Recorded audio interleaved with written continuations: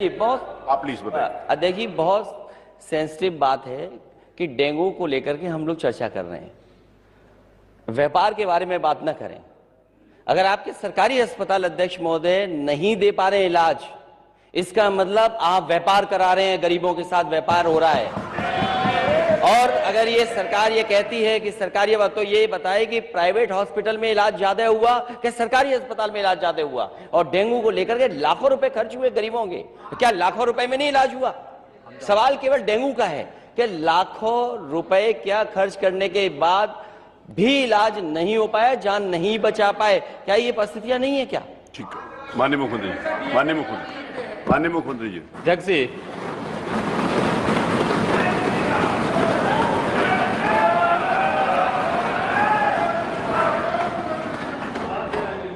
जैसा प्रश्न होगा वैसे उत्तर भी आ रहा है।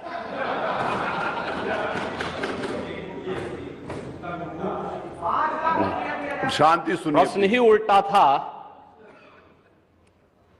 तो उस उल्टे प्रश्न को सही करने का प्रयास हुआ है। और अभी तो आपने आधा ही उत्तर सुना है।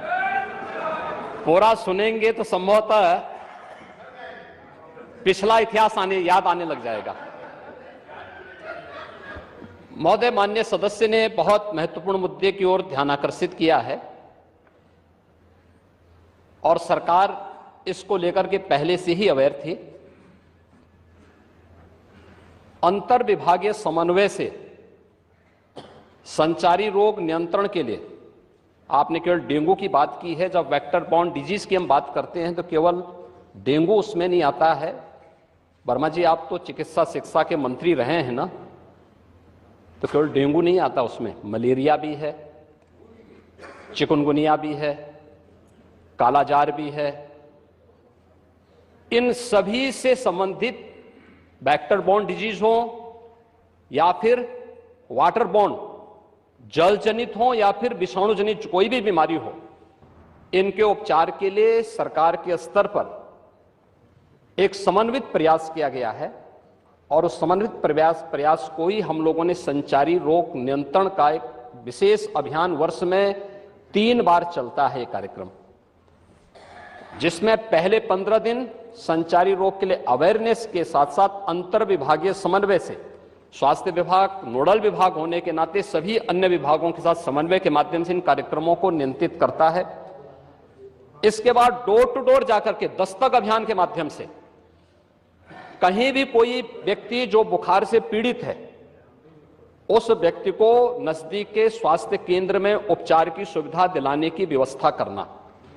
उत्तर प्रदेश 25 करोड़ की आबादी का राज्य है और स्वाभाविक रूप से अलग अलग क्लाइमेटिक जोन होने के नाते अलग अलग क्षेत्र में अलग अलग प्रकार की बीमारियां देखने को मिलती हैं।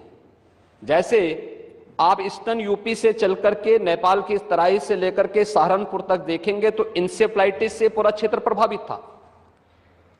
अगर आप बरेली और बदायूं और उसके आसपास के क्षेत्र को देखेंगे तो ये क्षेत्र मलेरिया से ज्यादा संक्रमित रहता था। वाराणसी से लेकर के प्रयागराज, लखनऊ, कानपुर होते हुए अगर आप फिरोजाबाद, आगरा तक पहुंचेंगे तो ये पूरा क्षेत्र डेंगू से प्रभावित है। अगर बुंदेलखंड क्षेत्र में अगर आप देखेंगे तो ये क्षेत्र चिकुनगुनिया से प्रभावित है। बिहार से सटे हुए जो हमारी सीमाएं हैं वहां पे हम देखेंगे तो कालाजार इन क्षेत्रों में ज्यादा प्रभावी रूप में देखने को मिलता था। और सरकार के द्वारा जो समन्वित प्रयास किया गया है, आपने केवल डेंगू की चर्चा की, बीमारी डेंगू पूरी तरह नियंत्रण में है और सरकार के द्वारा समय पे उठाए गए कदमों का परिणाम था। ये एक प्रकार का ये फ्लू हो गया है, फ्लू है, आता है, इसका एक अपना एक साइकिल इसका होता है। लेकिन मुझे आश्चर्य होता है कि जो सदस्य यहां पे प्रश्न उठा रहे थे, आप एक बहुत सीनियर सदस्य हैं, वो तो जब चिल्ला रहे थे तो मुझे उनके स्वास्थ्य की भी चिंता हो रही थी, रविदास मल्होत्रा जी की। उसको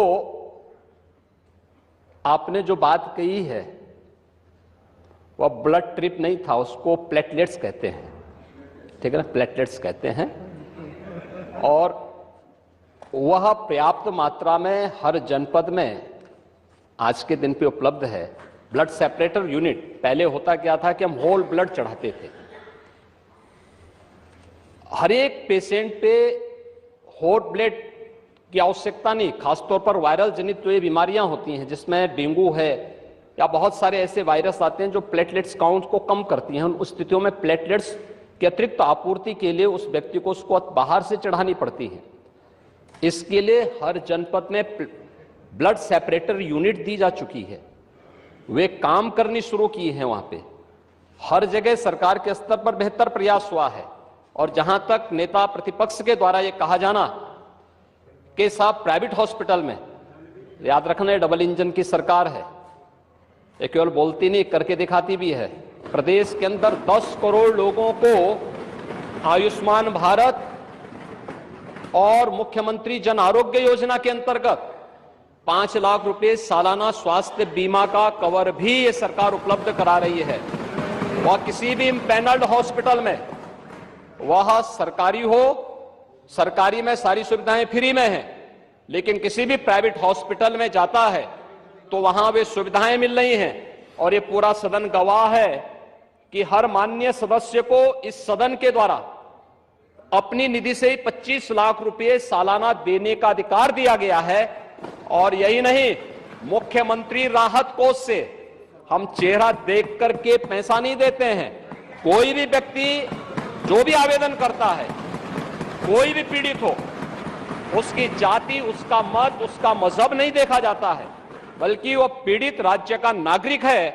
उसको प्रदेश में, देश में या दुनिया में जहां कहीं अच्छी स्वास्थ्य की सुविधा मिलती है, वह सुविधा के लिए मुख्यमंत्री राहत कोष से भी हम पैसा देने में कोई कोताही, तमाम मान्य सदस्य विपक्ष में बैठे हुए हैं, वो हर व्यक्ति इस बात को कह सकता है।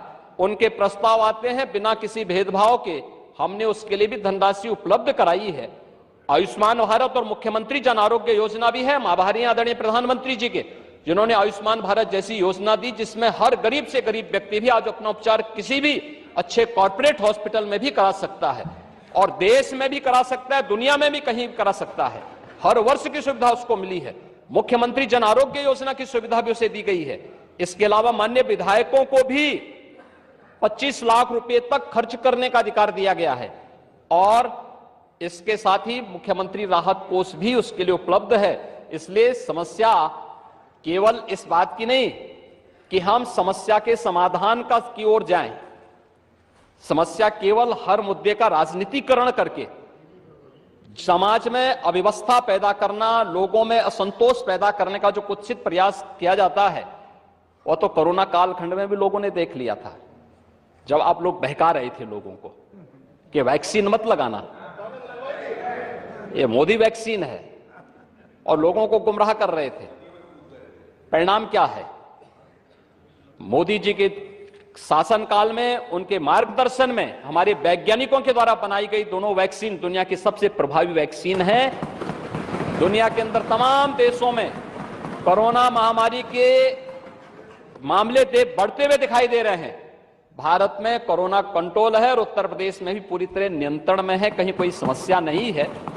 सरकार आपके द्वारा उठाए गए मुद्दों पर पूरी तरह सतर्क है, और अब तो इसके मामले वैसे भी समाप्ति की ओर हैं।